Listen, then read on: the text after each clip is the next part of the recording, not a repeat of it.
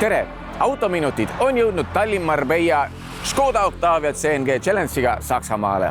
Me asume siin autobaani ääres selleks, et võtta suund edasi lõuna poole. 4 riiki on jäänud selja taha ja sihtkohta jõudmiseks tuleb alistada veel 2300 kilomeetrit.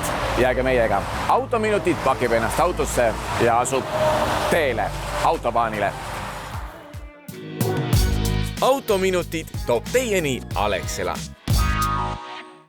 Eelmistes episoodides pakkisime oma asjad, võtsime Škodast CNG gaasil töötava Octavia ja suundusime Tallinna kaudu Hispaania päikeserannikule. 2 päeva jooksul oleme jõudnud läbida Läti, Leedu, Poola ning jõudnud omadega kiirteede sünnimaale, Saksamaale. Saabudes Saksamaale ja asudes Saksa kiirtee peal sõitma, siis mulle meeldib selle Saksa kiirtee puhul selline täpsus ja korrektsus, et kõik arvestavad kõigiga.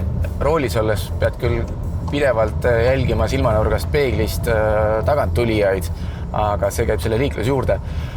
Üks äge moment, kui me sattusime ummikusse, siis kõik liiklejad teises reas võtsid vasakusse teeserva ja esimeses reas paremasse teeserva, nii et tekkis lisavaba rida.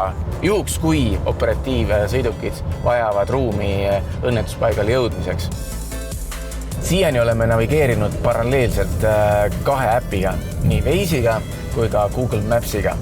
Waze on abiks linnades, kuna Waze saab reaalajas kasutajatel teavitusi, kus on ummikud, kuidas neid vältida ja nii on Waze'iga linnades mugavam liigelda. Aga suurtel teedel võib Waze jälle natukene ise mõtlema hakata ja võib kuhugi külavaheteele sind ära suunata. Mis on Google Maps'i juures veel hea? Google Maps'ile lisandusid hiljuti ka funktsionaalsuse poolest uued asjad, ehk siis tegelikult kõik teele sattunud takistused, liikluskaamerad on nüüd nähtaval ka Google Maps'i abil.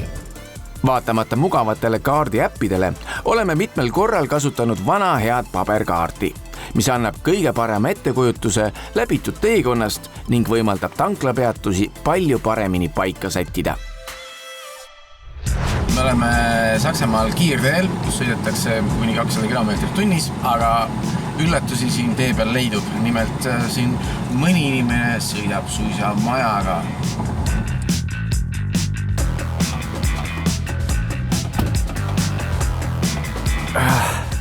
Kui väsimus peale tikub, siis tasub alati tee ääres väike peatus teha. Õnneks on Poola ja Saksamaa kiirteede ääres üsna palju tanklaid, võimalusi peatumiseks ja lihtsalt aja maha võtmiseks. Võite osta küll kohvi, aga ilmselt kohvist mõistlikum on natukene liigutada oma kangeks jäänud keha ja lihtsalt vaadata kaugusesse ning viia ennast eemale sellest kiirtee tänavast. Enne reisi tasub kindlasti selgeks teha liiklusõnnetuse korrektne vormistamine, kuna päevas 100 kilomeetrite läbimine suurendab ka liiklusõnnetuse ohtu. Kindlasti peaks kaasas olema sinikollane liiklusõnnetuse blankett, soovitavalt inglisekeelne versioon. Kui seda blanketti ei ole, siis piisab ka tavalisest valgest paberist, kuhu tuleks kirjutada ja kirjeldada kogu õnnetuse sisu, kahju tekitaja, kahju kannataja, mõlema poole kontaktid ja kindlasti allkirjad alla ja kummalegi poolele 1 koopia.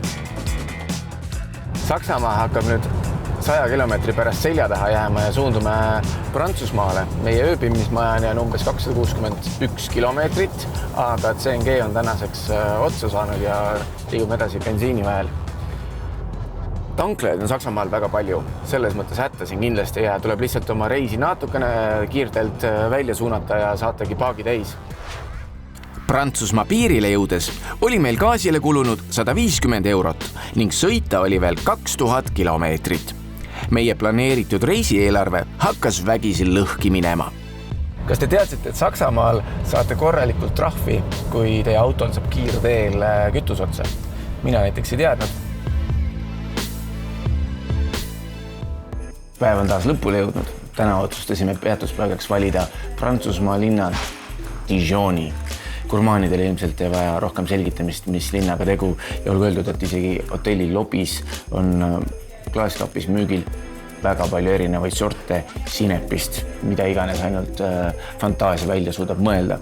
Vaatame, milliseks kujuneb homne päev, kui meil on tarvis läbida Prantsusmaa ja jõuda välja otsaga Hispaaniasse. Head õhtut!